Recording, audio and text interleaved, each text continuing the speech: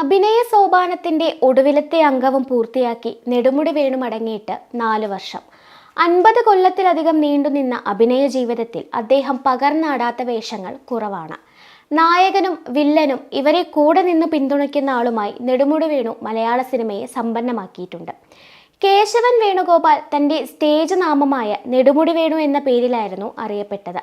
5 പതിറ്റാണ്ടോളം നീണ്ടുനിന്ന തൻ്റെ കരിയറിൽ അദ്ദേഹം 500-ലധികം സിനിമകളിൽ അഭിനയിച്ചു, പ്രധാനമായും മലയാളത്തിലും തമിഴിലും. അദ്ദേഹം തിരക്കഥ എഴുതുകയും ഒരു സിനിമ സംവിധാനം ചെയ്യുകയും ചെയ്തു. വിവിധ സിനിമകളിൽ അഭിനയത്തിന് നെടുമുടി വേണു 3 ദേശീയ ചലച്ചിത്ര അവാർഡുകളും 3 ഫിലിം ഫെയർ സൗത്തും 6 സംസ്ഥാന ചലച്ചിത്ര അവാർഡുകളും നേടിയിട്ടുണ്ട്. 1948 മെയ് 22-ന് സ്കൂൾ മാസ്റ്ററായ PK കേശവപിള്ളയുടെയും P കുഞ്ഞിക്കുട്ടി അമ്മയുടെയും മകനായി വേണുഗോപാൽ എന്ന പേരിൽ നെടുമുടി വേണു ജനിച്ചു. മാതാപിതാക്കളുടെ ഇളയ മകനായിരുന്നു അദ്ദേഹം. 1948 മെയ് 22-ന് സ്കൂൾ മാസ്റ്ററായ PK കേശവപിള്ളയുടെയും P കുഞ്ഞിക്കുട്ടി അമ്മയുടെയും മകനായി വേണുഗോപാൽ എന്ന പേരിൽ നെടുമുടി വേണു ജനിച്ചു. മാതാപിതാക്കളുടെ ഇളയ മകനായിരുന്നു അദ്ദേഹം. നെടുമുടിയിലെ NS ഹയർ സെക്കൻഡറി സ്കൂളിലും Champakulam Saint Mary's higher secondary സ്കൂളിലുമായിരുന്നു പ്രാഥമിക വിദ്യാഭ്യാസം. വിദ്യാഭ്യാസ കാലത്ത് സാംസ്കാരിക പ്രവർത്തനങ്ങളിൽ സജീവമായിരുന്നു അദ്ദേഹം.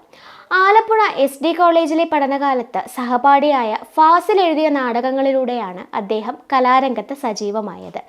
SD കോളേജിൽ നിന്ന് ബിരുദമെടുത്ത ശേഷം കലാകൗമുദിയിൽ പത്രപ്രവർത്തകനായും ആലപ്പുഴയിൽ പാരലൽ കോളേജ് അധ്യാപകനായും പ്രവർത്തിച്ചു. നാടകരംഗത്ത് സജീവമായിരിക്കെയാണ് നെടുമുടി വേണു സിനിമയിലെത്തിയത്. തിരുവനന്തപുരത്തേക്ക് താമസം മാറ്റിയതോടെ അരവിന്ദൻ, പത്മരാജൻ, ഭരത് ഗോപി തുടങ്ങിയവരുമായി സൗഹൃദത്തിലായി. ഇത് ആത്യന്തികമായി അദ്ദേഹത്തിന്റെ സിനിമാ ജീവിതത്തിന് വഴിയൊരുക്കി. ജയൻ മരിക്കുകയും മലയാള സിനിമയിൽ നവോത്ഥാനം സംഭവിക്കുകയും ചെയ്ത സമയത്താണ് നെടുമുടി വേണു ചലച്ചിത്ര ലോകത്തെത്തുന്നത്. അഭിനയത്തിന് പുറമെ ഏതാനും സിനിമകൾക്ക് വേണ്ടി അദ്ദേഹം കഥയും എഴുതിയിട്ടുണ്ട്. 1978 അരവിന്ദൻ സംവിധാനം ചെയ്ത തമ്പ് എന്ന ചിത്രത്തിലൂടെയായിരുന്നു അദ്ദേഹത്തിന്റെ അരങ്ങേറ്റം. ഭരതന്റെ ആരവം എന്ന ചിത്രത്തിലെ വേഷം ശ്രദ്ധേയമായി. പത്മരാജന്റെ ഒരിടത്തൊരു ഫയൽമാൻ എന്ന ചിത്രത്തിൽ കാരണവർ വേഷത്തിലേക്കുള്ള ചുവടുമാറ്റത്തിന് കാരണമായി. വൈകാതെ മലയാളത്തിലെ തിരക്കേറിയ സഹനടന്മാരിൽ ഒരാളായി മാറി. അഭിനയ വൈദഗ്ധ്യം, സംഭാഷണ അവതരണത്തിലെ വ്യത്യസ്തതയും നെടുമുടിയുടെ കഥാപാത്രങ്ങൾക്ക് കരുത്തേകി. ടെലിവിഷൻ പരമ്പരകളിലും നെടുമുടി വേണു സജീവമായിരുന്നു. സമർത്ഥനായൊരു മൃദംഗ വായനക്കാരൻ കൂടിയായിരുന്നു അദ്ദേഹം.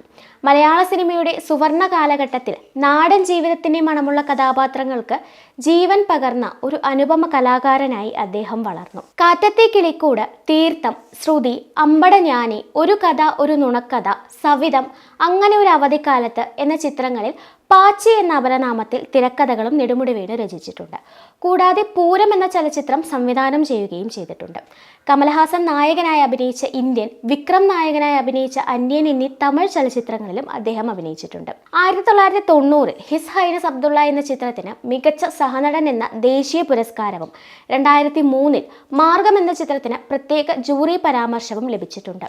1980 ചാമരം എന്ന ചിത്രത്തിന് 2ാമത്തെ മികച്ച നടനും 1981 വിടപറയൻ മുമ്മേ എന്ന ചിത്രത്തിന് മികച്ച നടനുമുള്ള സംസ്ഥാന പുരസ്കാരങ്ങൾ ലഭിച്ചിട്ടുണ്ട്.